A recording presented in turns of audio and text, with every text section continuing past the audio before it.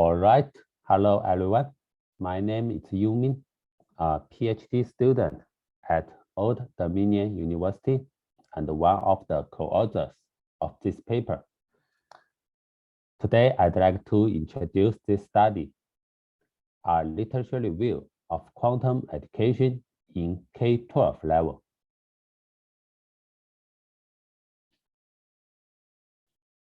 Quantum computing is an emerging technology paradigm of computing and has the potential to solve computational problems intractable using today's classic computers or digital technologies. The power of quantum computing technologies is based on the fundamentals of quantum mechanisms, such as quantum superposition, quantum entanglement, or the no-cloning theorem. Quantum computing is expected to be disruptive for many industries.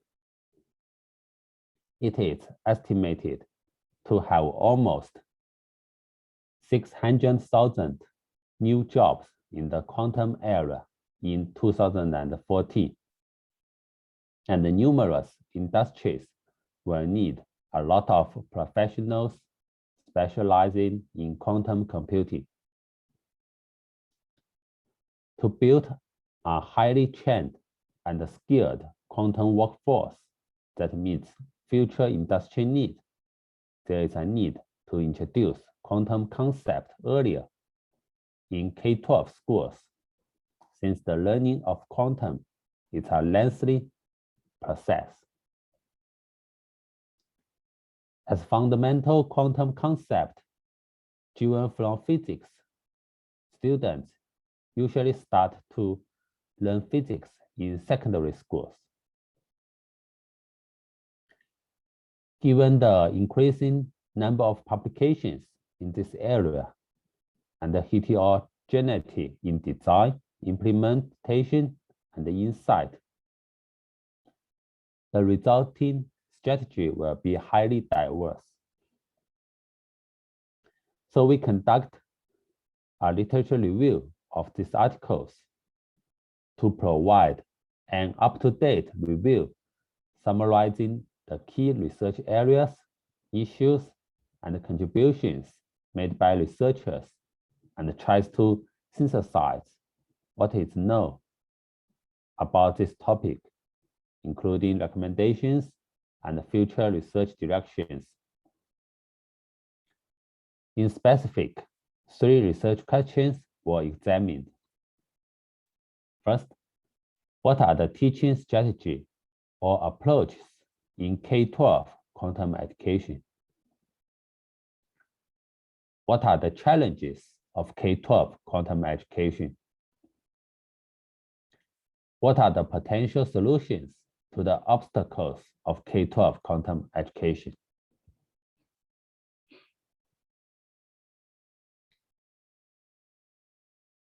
A fundamental bibliographic research procedure is followed to select and filter the extant literature. The detailed process of article screening is shown in this figure. Since the quantum computing articles with a focus on K-12 education are limited, we primarily relied on the Google Scholar search engine to expand our search range. We use 3 keywords: quantum, computing, and education to filter potentially relevant articles. We implemented several criteria to screen these articles. 3 individual reviewers reviewed each of these selected articles' titles, abstract, and keywords in detail to double-check whether a paper focuses on K-12 education. We deleted all papers that were irrelevant and not in English. Also, by using the publish or publish software, any paper with less than 2 citations were deleted. Moreover, citation trace was conducted by analyzing the bibliography of references for each article and through Google Scholar. Also, only include articles with evaluation data, so the conceptual paper that only propose teaching ideas was not included. Our final data set includes 29 articles for in-depth review and analysis.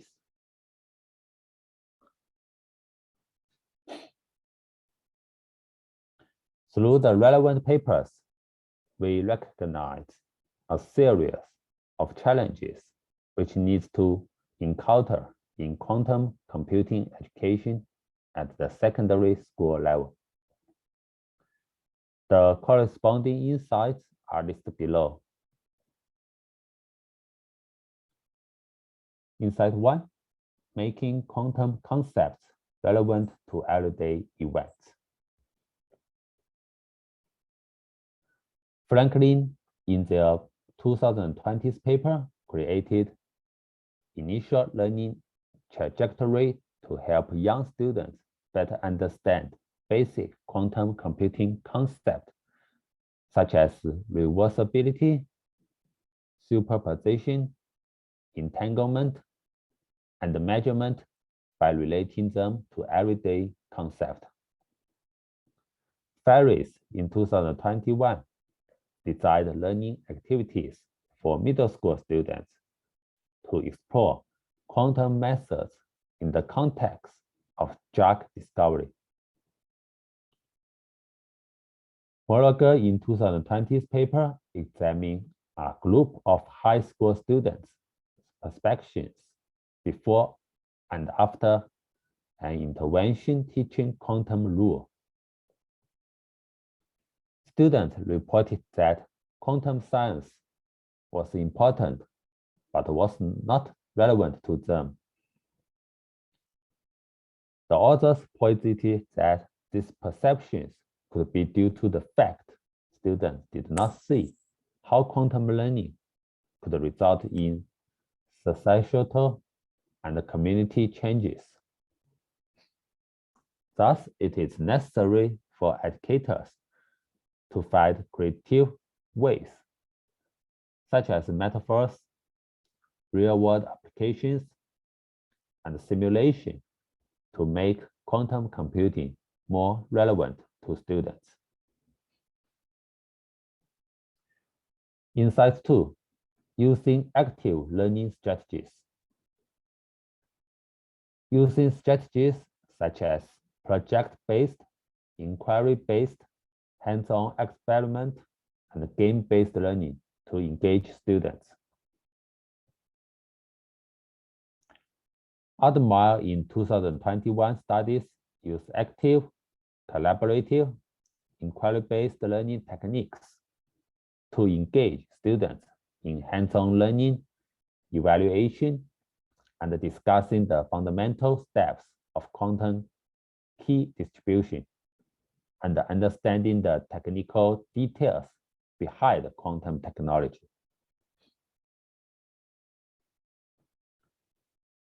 Christenberg in 2017 study reviewed studies of quantum education in secondary school. They identified 74 articles published between 1997 and 2017. Among them, very few examined the secondary school setting.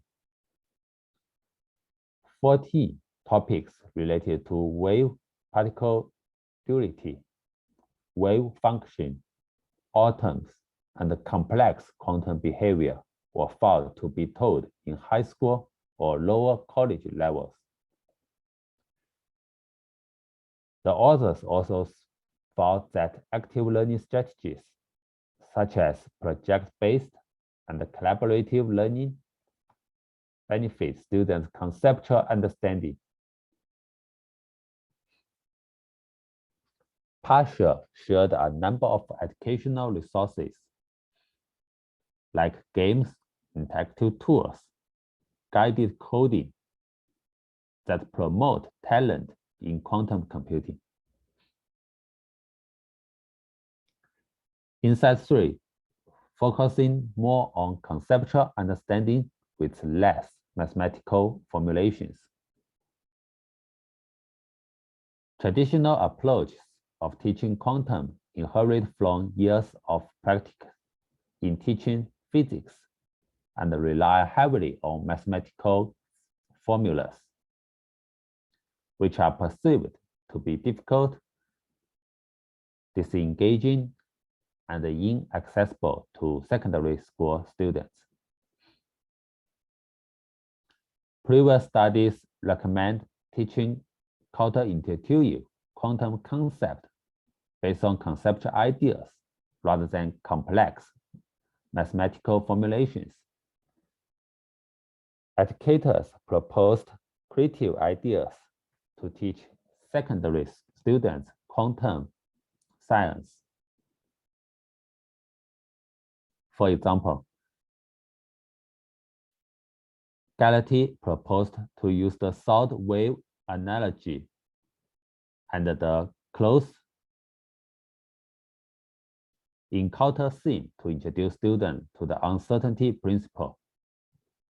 Other authors also suggest, based on their findings, that quantum education should focus on not only the correct understanding of a single concept, but also the connection between concept and experiments. Insight 4, aligning quantum learning with existing standards.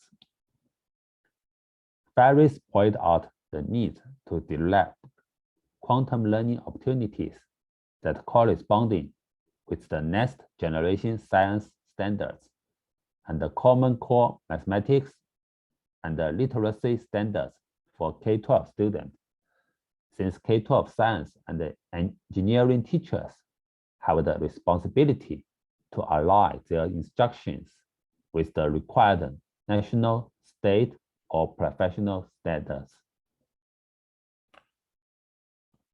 Chouhari compared grades 7 to 10 students' learning of gravitational waves based on their findings.